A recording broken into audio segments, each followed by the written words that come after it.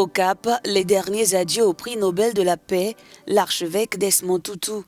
Thabo Makgoba, l'archevêque anglican, a révélé cette semaine que la famille de Tutu préparait ses funérailles depuis plus de 6 ans.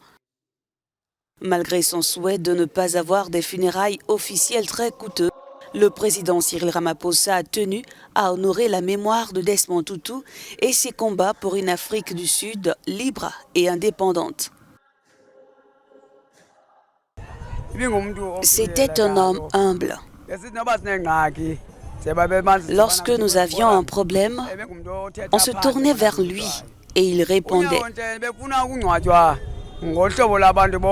Il voulait être enterré comme un homme simple. Mais le président Cyril Ramaphosa a voulu l'honorer en lui offrant des funérailles nationales.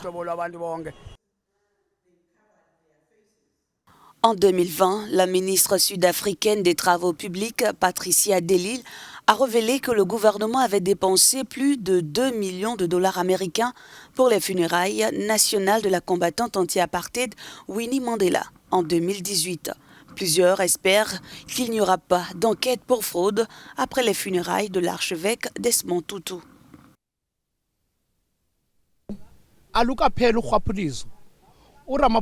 La corruption a pris fin. Le président Ramaphosa essaie de demander des comptes à ceux qui sont corrompus. Cependant, ce n'est pas suffisant car les fraudeurs sont toujours là. Nous ne pouvons pas fuir cette réalité. Je suis sûr que même aux funérailles de Desmond Tutu, il y aura des gens qui essaieront de voler les fonds de l'État alloués pour ces funérailles.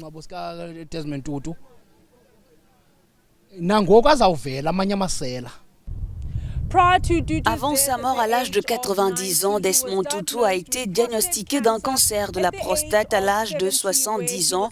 Il a fait plusieurs allers-retours à l'hôpital pour divers traitements. Les cendres du héros de la période anti-apartheid ont été enterrées à la cathédrale Saint-Georges au Cap, en Afrique du Sud.